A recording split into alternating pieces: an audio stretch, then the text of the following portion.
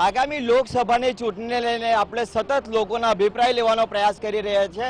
અત્યારે આજે આપણે તાપી જિલ્લામાં આવ્યા છે અને તાપી જિલ્લાના મતદારોનો મિજાજ કેવો છે, તેઓ કયા વ્યક્તિને મત આપવાની પોતાની લાગણી છે, કયા વ્યક્તિને તેઓ શાસન પર જોવા માટે ઈચ્છી રહ્યા છે, આ તમામ મુદ્દાઓને લઈને હવે આપણે તાપી જિલ્લાના જે મતદારો છે આપણે એમની સાથે વાત કરીએ। તમે જે પ્રકારે અત્યારે આગામી લોકસભા જે થનાર છે, કેવા વ્યક્તિને મત આપશો? સાંસદ તરીકે કેવા વ્યક્તિને પસંદ કરશો? અમે એવા વ્યક્તિને પસંદ કરો દેશની સુરક્ષા કરશે, દેશનું શાસન મજબૂતાઈથી કરશે, દેશની અંદર વિકાસને અગાડી લઈ જશે, દેશનું નામ અગાડી કરે એવા વ્યક્તિને અમે મત આપીશું। અત્યારની જે સ્થિતિ છે, કયા કયા મુદ્દાઓને તમે ધ્યાનમાં રાખશો?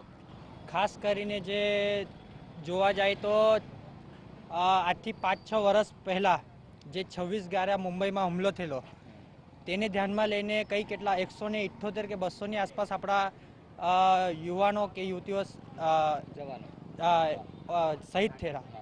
તો તે જોઈને ખાસ કરીને તે ટાઈમ પર તો કોઈક એક્શન કોઈ લેવામાં નહીં આવેલો તે ટાઈમના સરકારમાં, પણ આજે જ્યારે પાકિસ્તાન આપણા પર હુમલો કરે તો એનો જડબાતોડ જવાબ આપણે આપી શકીએ એવી 56 ઇંચની છાતીવાળા જે વ્યક્તિ હોય તેમને અમે મત આપીશું।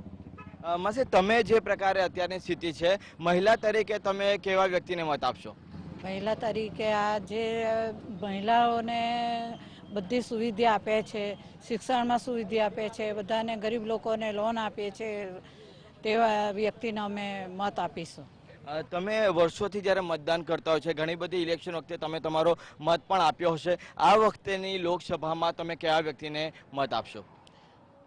આ જે નરેન્દ્રભાઈ મોદી છે તે આજે બહેનો માટે સુરક્ષા કરે છે અને આજે પાકિસ્તાનમાં આટલી મોટી હુમલો થયો તેમાં આજે આપણે જડબાતોડ જવાબ આપ્યો તો આપણે નરેન્દ્રભાઈ મોદીને જ આપવાનો અને આપણી બધી બહેનો આ ગરીબ પ્રજા છે એ બહેનોને ધંધામાં રોજગારી આપે છે અને બધા સારા સારા ઉદ્યોગો આપે છે।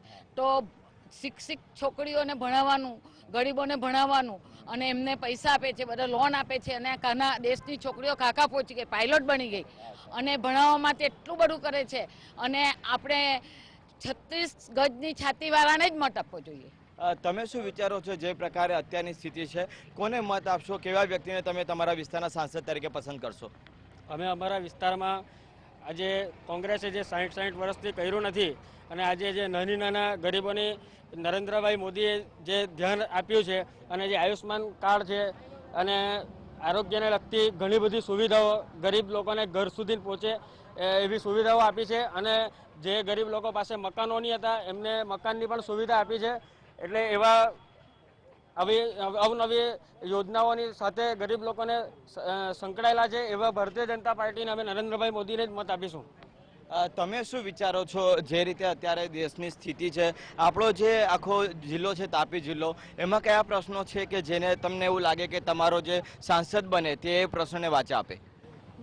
હું તો એવું વિચારું છું કે આપણા સંસદ એવા જો બને કે અહીં મહિલાઓને સમાન હક મળે અને જે આ અમારો તાપી જિલ્લો છે તે શ્રમજીવી છે, આદિવાસી એરિયો છે, તો એમાં છે ને છોકરીઓને છે ને શિક્ષણ બહુ ઓછું છે, તો અમારા સાંસદ એવા બને કે એ લોકોને શિક્ષણનું પૂરું થાય અને જે મહિલાઓ છે એને રોજગારી મળે ને બધી રીતે સહાય પૂરી કરે। તો મારી એ જ ઈચ્છા છે કે અમારા જે સાંસદ જે બને તે સારી એવી એમ મહિલાઓને સપોર્ટ કરે। બસ તમે શું વિચારો છો, કયા પ્રકારના પ્રશ્નો જે છે તે તમારા ધ્યાન પર છે અને સાંસદ તરીકે તમે કેવા વ્યક્તિને પસંદ કરશો? હું એક યુવાન છું, એટલે જે મને રોજગાર આપશે એવા વ્યક્તિનો પસંદ કરીશ ને જે દેશનો ઉદ્ધાર કરે એવા વ્યક્તિનો પસંદ કરીશ। તો જે રીતે અત્યારે તમામ લોકો પોતાની પ્રતિક્રિયા આપી રહ્યા છે, એમાં સૌથી મહત્વની બાબત એ છે કે રાષ્ટ્રહિતને ધ્યાનમાં રાખે એવા વ્યક્તિને, તેમજ આજે આદિવાસી જિલ્લો છે તે આદિવાસી જિલ્લાની અંદર મહિલાઓને શિક્ષણ મળે, બાળકીઓને ભણતર મળે અને આરોગ્યલક્ષી સેવાઓ સારી રીતે કરે એવા તમામ મુદ્દાઓને જે ધ્યાનમાં રાખશે એ જ વ્યક્તિને પોતાના પ્રતિનિધિત્વ તરીકે પસંદ કરશે અને આગામી લોકસભામાં એવા જ વ્યક્તિને તેઓ મત આપશે। કેમેરામેન સંજય ચંદેલ સાથે દેવેન ચિત્તે, TV।